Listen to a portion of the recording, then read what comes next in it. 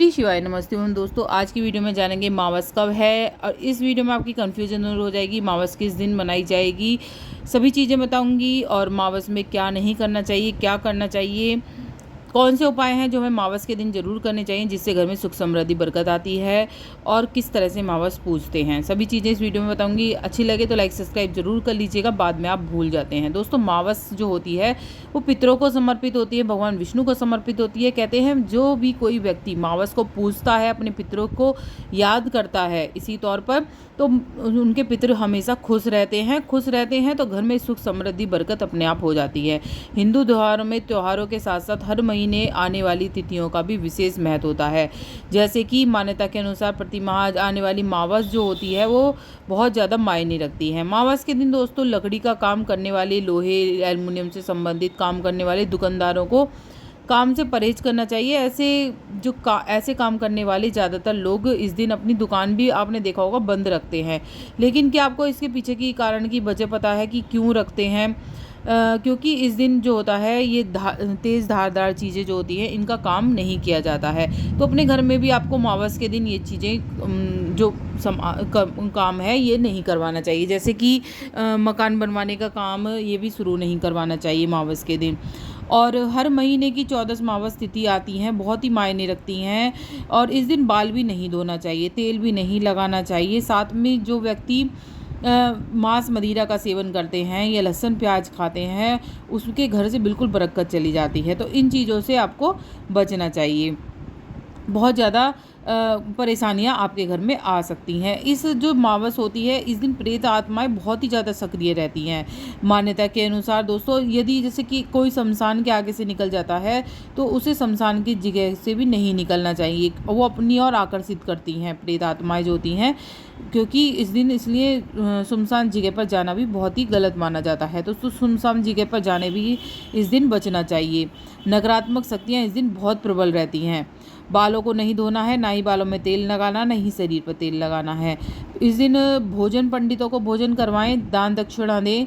और इस दिन तेल भूल कर भी आपको नहीं खरीदना चाहिए। शनि से संबंधित जो कोई भी वस्तु होती है लोहे की या फिर आपको इन चीज़ों को, तेल वगैरह को इस दिन नहीं खरीदना चाहिए, ठीक है।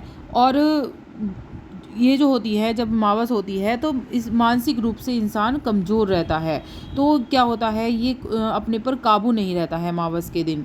तो इसलिए नकारात्मक सोच से घिरा होता है। जैसे आपने सोचा होगा, देखा होगा कि बहुत सी आत्महत्या कर लेते हैं लोग बाग। इस जो मावस का जो दिन चल रहा होता है ये नकारात्मक शक्तियाँ अपनी तरफ खींचती हैं। तो लोग उसमें भी जो मावस का जो टाइम चलता है तो इसमें भी लोग बहुत आत्महत्या करते हैं, क्योंकि नकारात्मक सोच लोगों की बहुत ज़्यादा बढ़ जाती है।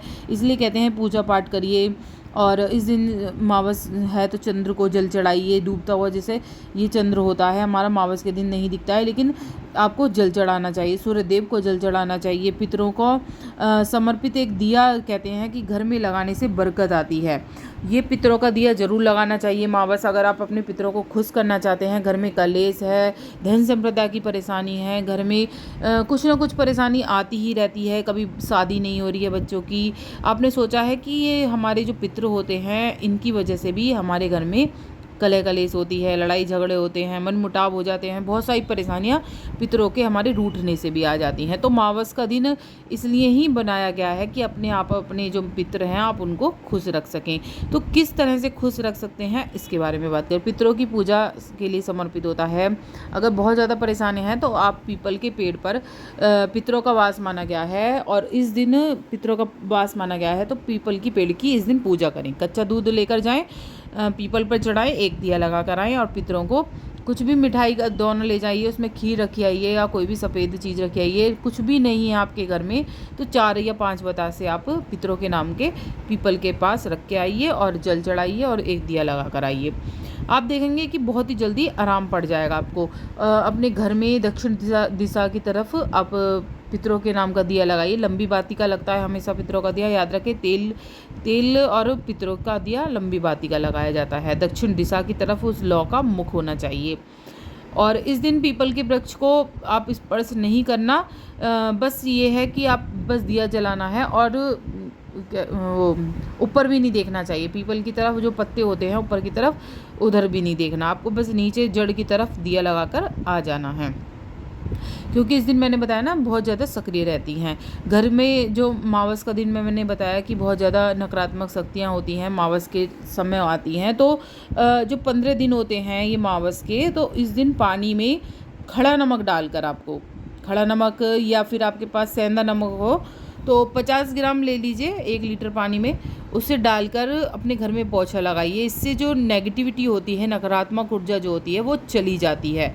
आप जैसे गोमूत्र, लोग बाग पहले क्या था कि गोमूत्र छिड़कते थे, अपने घर में डालते थे, गोबर का लेप करते थे, तो उससे नेगेटिविटी नहीं होती थी घर में और बहुत ही ज़्यादा सकारात्मकता रहती थी। अब ये चीज़ें चली गई हैं। गोमूत्र भी ला सकते हैं आप, गंगा जल का छिड़काव कर सकते हैं और नमक का पोछा तो आपको लगाना ही है मावस के दिन। ये काम आपको ज़रूर करने हैं। छोटे छोटे उपाय बताएं मावस के। अगर पितरों की थाली नहीं निकाल पाते हैं किसी वजह से, तो 2 रोटी आप निकाल दीजिए, गाय को खिला दीजिए पितरों के नाम की। अगर वो भी नहीं कर पा रहे हैं कि बाहर जाते हैं, तो आप आटा निकाल दीजिए, थोड़ा सा गुड़ निकाल दीजिए, सूखा निकाल दीजिए पितरों के नाम का, और फिर वो अपने गाय को खिला दीजिए पितरों के नाम के।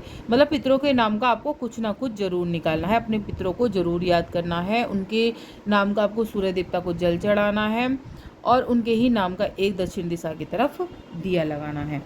इतना होता है बस। पितरों को अगर खुश रखना चाहते हैं तो आपके घर की जितनी भी परेशानियां हैं वो धीरे धीरे जाने लगती हैं। और याद रखें, जो पेड़ पौधे होते हैं, फूल पत्ते होते हैं, अमावस के दिन बिल्कुल भी नहीं तोड़ना है। जैसे तुलसा जी हुई हमारी, तो इस तरह से कोई भी पेड़ पौधे के नहीं तोड़ना चाहिए, ब्रह्म हत्या का पाप लगता है। तो इस दिन इनसे भी बचना चाहिए। सिर भी नहीं धोना है, जैसे मैंने बताया।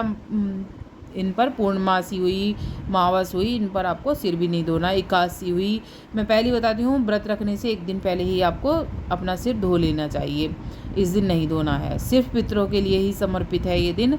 और भगवान विष्णु की पूजा करें, भगवान शिव की पूजा करें।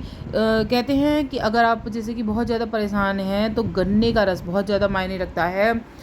धन संबंधी हमेशा कभी परेशानी होती है ना, तो आप गन्ने का रस ले आइए और गन्ने का रस से आप अभिषेक करिए, भोलेनाथ का अभिषेक करिए। थोड़ा सा गन्ने का रस अगर तुलसा जी में चढ़ाते हैं तो कहते हैं धन समृद्धि आती है। गन्ने का रस सिर्फ इसीलिए ही चढ़ाया जाता है कि घर में धन समृद्धि बढ़ी रहे। तो कभी भी जो आपको कभी लग रही है कि धन की परेशानी हो रही है, तो थोड़े दिन आप करके देखिए, आप अभिषेक करके देखिए गन्ने के रस से भोलेनाथ का।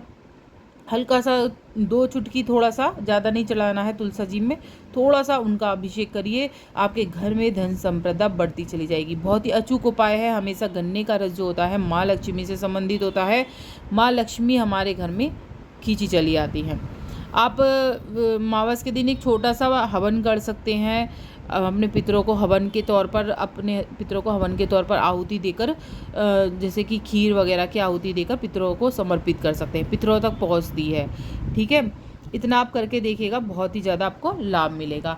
अब बता देती हूँ कि वैशाख मास की मावस कब पड़ेगी। सारी मावस बताऊँगी, मई की, जून की, है ना। मई की बता देती हूँ सबसे पहले। मई की कब पड़ रही है? मई की देखो 7 मई पड़ रही है। बहुत लोगों के मन में हो रही है 8 मई या 7 मई, तो मैं बता देती हूँ 7 मई की पड़ रही है। क्योंकि 8 मई को तो 8 बजे ही मावस ख़त्म होने वाली है। 8 साढ़े 8 तक मावस ख़त्म हो जाएगी। 7 मई को 11 बजकर शुरू होगी, तो सुबह 11 बजकर 40 मिनट पर शुरू हो रही है, तो आप तब मावस पूजें। 11 बजने के बाद ही मावस पूजें, ठीक है। और 8 बजकर 51 मिनट पर ख़त्म हो जाएगी। आप 8 भी कर सकते हैं, लेकिन दोस्तों उदय तिथि के अनुसार 7 को ही मावस मनाई जाएगी। अब मैं बता देती हूँ, मावस तो हो गई मई की ये मावस, ठीक है। और मावसों में इतनी दिक्कत नहीं पड़ रही थी, इसी की डेट थोड़ी सी वो हो रही थी। और बता देती हूँ आगे मावस कब मनाई जाएगी। मई, अब जून आ गई। जून की मावस है हमारी 6 जून को। 6 जून को मनाई जाएगी। और जुलाई की जो मावस है, आषाढ़ की मावस, वो ज्येष्ठ की मावस थी 6 जून को। आषाढ़ की जो मावस पड़ेगी 5 जुलाई को मनाई जाएगी, ठीक है। 5 जुलाई को आषाढ़ की मावस। और जो हरियाली मावस मनाई जाएगी वो 3 अगस्त को मनाई जाएगी। बस इतना ही। वीडियो उपयोगी लगे तो लाइक सब्सक्राइब जरूर करिएगा। सारी चैनल पे मेरी वीडियो है। बट सावित्री व्रत कब है, निर्जला एकादशी कब है, गंगा दशहरा कब है, सारी वीडियो मेरे चैनल पे है, जरूर देखिएगा। हर हर